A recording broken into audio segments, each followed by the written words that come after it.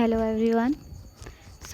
आज हम नागरिकता, मौलिक अधिकार, मौलिक कर्तव्य एवं नीति निर्देशक तत्व कंप्लीट करेंगे। इसमें हम सारे टॉपिक कवर कर लेंगे, ठीक है। वन लाइनर क्वेश्चंस हैं, एक ही वीडियो में हम इन सभी को ख़त्म कर देंगे। बस आपको एग्ज़ाम में ये एक ही इनफ होगी, ओके। तो चलिए स्टार्ट करते हैं अब।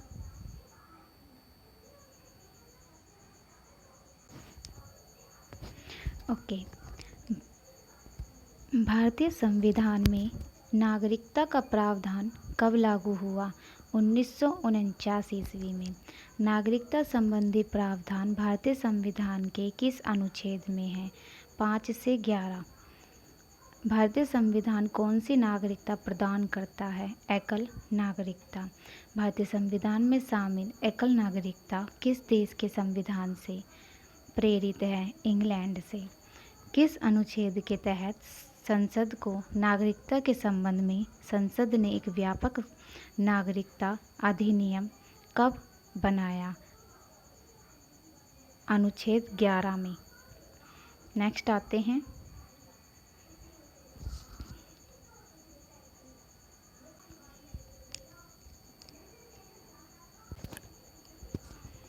सॉरी, थोड़ा सा गला आज खराब है, ठीक है, आप मैनेज कर लेना थोड़ा सा।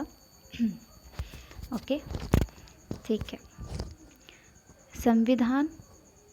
संविधान द्वारा प्रदत्त नागरिकता के संबंध में संसद ने एक व्यापक नागरिकता अधिनियम कब बनाया? 1955 में। भारत की नागरिकता किस प्रकार प्राप्त की जा सकती है? राष्ट्रीयकरण, वंशानुक्रम एवं देशीयकरण से। भारतीय संविधान के अनुसार किस तरह भारतीय नागरिकता समाप्त हो सकती है? त्यागने से, ओके। पर कहाँ थे हम? एक मिनट।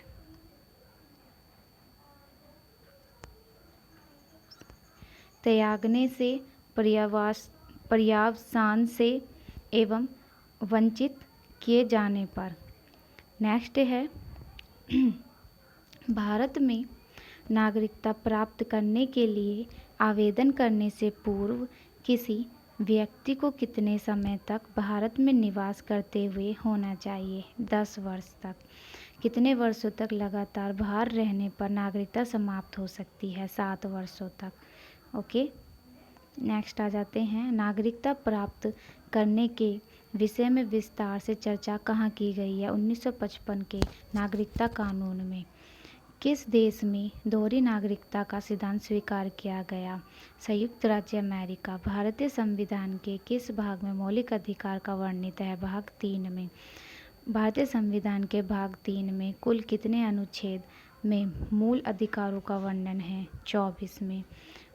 मौलिक अधिकारों को सर्वप्रथम किस देश में संवैधानिक मान्यता प्रदान की गई? संयुक्त राज्य अमेरिका में।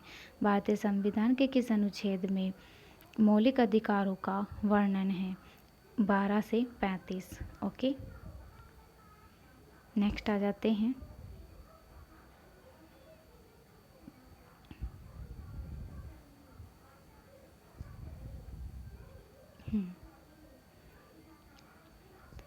डॉक्टर भीमराव अंबेडकर ने भारतीय संविधान के किस भाग को संविधान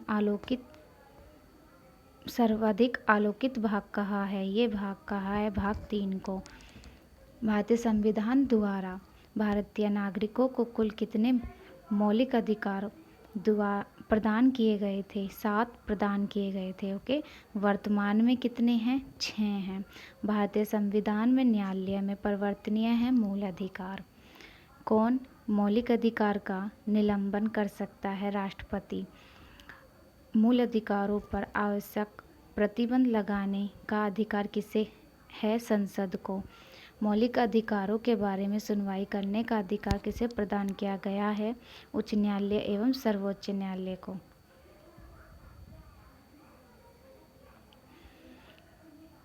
भारतीय संविधान में उद्घोषित मौलिक अधिकारों में संशोधन किसके द्वारा किया जा सकता है? संसद द्वारा मूल अधिकारों पर आवश्यक प्रतिबंध लगाने का अधिकार किसे है? संसद को। मूल अधिकारों का संरक्षक किसे माना जाता है? उच्चतम न्यायालय को। मौलिक अधिकारों का प्रमुख उद्देश्य क्या है? न्यायपालिका की स्वतंत्रता को सुनिश्चित करना। मूल अधिकारों की परिवर्तित करने की शक्ति किसे प्राप्त है? उच्चतम मतलब सुप्रीम कोर्ट और हाई कोर्ट दोनों को। ओके, नेक्स्ट, भारतीय संविधान के किन अनुच्छेदों में स्वतंत्रता का अधिकार दिया गया है? 14 से 18। विधि के सामने समानता का अधिकार है, कौन सा अधिकार है? नागरिक अधिकार।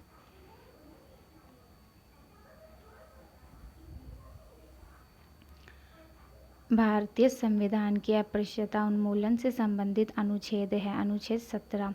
1955-95 में पारित अस्पृश्यता अपराध अधिनियम को वर्तमान में किस नाम से जाना जाता है? सिविल अधिकार संरक्षण अधिनियम।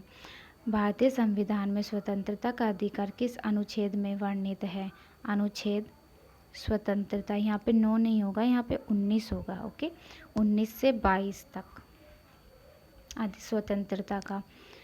भारत का संविधान स्पष्टतः प्रेस की आज़ादी की व्यवस्था नहीं करता है, किंतु यह आज़ादी किस अनुच्छेद में अंतर्निहित है? 19I के कै में। भारतीय संविधान का कौन सा अनुच्छेद व्यक्ति के विदेश यात्रा के अधिकार को संरक्षण प्रदान करता है? 21 में। नेक्स्ट, भारतीय संविधान के किन अनुच्छेदों में शोषण के विरुद्ध अधिकार वर्णित है? 23-24 में। मौलिक अधिकारों के अंतर्गत कौन सा अनुच्छेद बच्चों के शोषण से संबंधित है? 24। किस अनुच्छेद में कहा गया है कि किसी भी व्यक्ति को एक ही अपराध के लिए एक बार से अधिक अभियोजित एवं दंडित नहीं किया जाएगा? 20 में। अनुच्छेद 20 में धार्मिक स्वतंत्रता का अधिकार संविधान के किन अनुच्छेदों में वर्णित है? 25 से 28 तक। ओके, नेक्स्ट, संविधान के किस अनुच्छेद में सिखों द्वारा कृपाण धारण करना धार्मिक स्वतंत्रता का अंग माना गया है? 25 में। संविधान के किस अनुच्छेद में अल्पसंख्यकों को अपनी मनपसंद शिक्षण संस्थाओं के स्थापित तथा संचालित करने का अधिकार को संरक्षण प्रदान करता है? अनुच्छेद 30 में। ओके, नेक्स्ट आ जाते हैं, मौलिक अधिकारों को लागू करने के लिए किसके द्वारा रिट जारी की जाती है? सुप्रीम कोर्ट के द्वारा। ठीक है, किसी कैदी को न्यायालय के समक्ष प्रस्तुत करवाने के लिए किस रिट की आवश्यकता होती है? बंदी प्रत्यक्षीकरण। मौलिक अधिकारों में किस बात की स्वतंत्रता नहीं है? हड़ताल करने की। कौन सा मौलिक अधिकार विदेशी नागरिकों को प्राप्त नहीं है? अभिव्यक्ति की स्वतंत्रता का अधिकार। किस वाद ने संसद को मौलिक अधिकार में संशोधन का अधिकार दिया है? केशवानंद भारती वाद में। भारत के उच्चतम न्यायालय ने किस वाद में माना था कि मौलिक अधिकारों में संशोधन नहीं किया जा सकता? गोलकनाथ के वाद में। ओके, मोस्ट इम्पॉर्टेंट हैं ये क्वेश्चंस। 44वें संविधान संशोधन विधेयक द्वारा किस मौलिक अधिकारों को सामान्य वैधानिक अधिकार बना दिया गया? संपत्ति का अधिकार। संपत्ति के अधिकार को मूल अधिकार की श्रेणी से हटाकर किस अनुच्छेद के अंतर्गत रखा गया? 300 कै।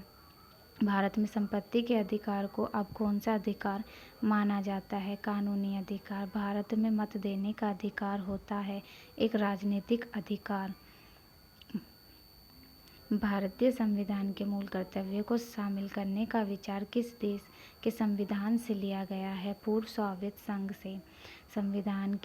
संविधान में मूल कर्तव्य से संबंधित प्रावधान किस समिति की संस्तुतियों के आधार पर सम्मिलित किया गया है? स्वर्ण सिंह समिति। नेक्स्ट आ जाते हैं हम, भारतीय संविधान में मूल कर्तव्य द्वारा समाविष्ट किए गए 1976 ईस्वी में किस संविधान संशोधन अधिनियम द्वारा संविधान में मूल कर्तव्यों को सम्मिलित किया गया? 42वें संविधान संशोधन अधिनियम 1976। 1976 में 42वें संविधान संशोधन द्वारा संविधान में नागरिकों के लिए कितने मौलिक अधिकार निश्चित किए गए थे? 10। संविधान के किस भाग में मूल कर्तव्यों के अध्याय को जोड़ा गया? भाग 4 में। भारत के संविधान के किस अनुच्छेद में मौलिक कर्तव्य की चर्चा की गई? 51A में। वर्तमान में संविधान में कुल कितने मूल कर्तव्यों का उल्लेख है? 11। भारतीय संविधान में राज्य नीति निर्देशक तत्व ग्रहण किए गए आयरलैंड से। ओके, राज्य के नीति निर्देशक तत्वों का उल्लेख भारतीय संविधान के किस भाग में है? भाग 4 में। भारतीय संविधान के किस अनुच्छेद में राज्य के नीति निर्देशक तत्वों का उल्लेख है? 36 से 51।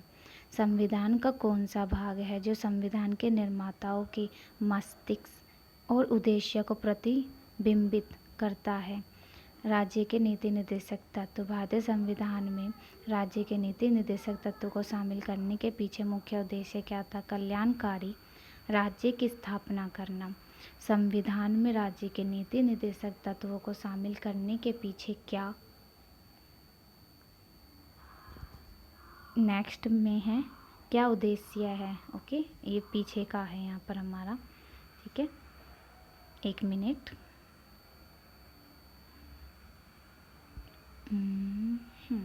हो गया।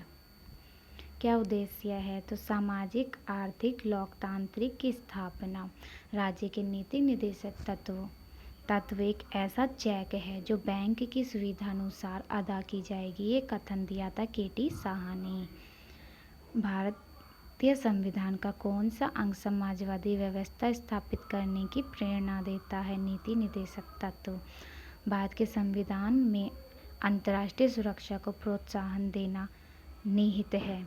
ये किसमें है? राज्य के नीति निर्देशक तत्व में। समान कार्य के लिए समान वेतन भारत के संविधान में सुनिश्चित किया गया है। राज्य के नीति निर्देशक सिद्धांत में। किस संवैधानिक संशोधन अधिनियम ने राज्य के नीति निर्देशक तत्वों को मौलिक अधिकारों की अपेक्षा अधिक प्रभावशाली बनाया? 42वां संविधान संशोधन अधिनियम 1976। ओके, नेक्स्ट आते हैं हम। संविधान का कौन सा अंग भारत के नागरिकों को आर्थिक न्याय प्रदान करने का संकेत देता है? राज्य के नीति निर्देशक तत्व। भारत के किस राज्य में समान संहिता लागू है? गोवा में। राज्य के नीति निर्देशक सिद्धांतों के अनुसार किस आयु तक के बच्चों को निःशुल्क एवं अनिवार्य शिक्षा देने की आशा की जाती है? 14 वर्ष तक। कहाँ से कहाँ तक? वैसे ये 6 से 14 वर्ष तक है, ठीक है। भारतीय नागरिकों में कौन एक समान सिविल संहिता प्राप्त कराने की बात की गई है? 44वें अनुच्छेद में। संविधान के किस अनुच्छेद में न्यायपालिका का कार्यपालिका से पृथक्करण का उल्लेख किया गया? 50 में। राज्य के नीति निर्देशक सिद्धांतों में से किस अनुच्छेद का संबंध अंतर्राष्ट्रीय शांति एवं सुरक्षा के संवर्धन से है? 51 में। भारतीय संविधान के किस अनुच्छेद द्वारा निम्न दुर्बल वर्गों को शिक्षा संबंधी सुरक्षा प्रदान की गई है? अनुच्छेद 46 में। ओके, काम करने के अधिकार को राज्य के नीति निर्देशक तत्वों में किस अनुच्छेद के अंतर्गत रखा गया है? 41, आर्टिकल 41 में। किस नीति निर्देशक सिद्धांतों को प्राय समाजवादी माना जाता है? ग्राम पंचायतों की स्थापना को। ओके, सो देखिए हमने कितने जल्दी हमने ये सारा कंप्लीट किया है। कम से कम ये 70 से 80 क्वेश्चंस होंगे जो हमने इसमें कितने टॉपिक कंप्लीट करें? नागरिकता, देखते हैं, नागरिकता, मौलिक अधिकार, मौलिक कर्तव्य एंड नीति निर्देशक तत्व। हमने इसमें 4 टॉपिक कंप्लीट किए हैं, ठीक है।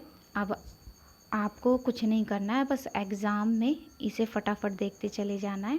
सारे क्वेश्चंस आपके यहीं से बनेंगे, ठीक है। ये रिपीटेड क्वेश्चंस हैं, मोस्टली प्रीवियस क्वेश्चंस हैं ये जो एग्ज़ाम्स में पूछे जाते हैं। तो चलिए, थैंक यू, मिलते हैं नेक्स्ट क्लास में। ओके। ओके।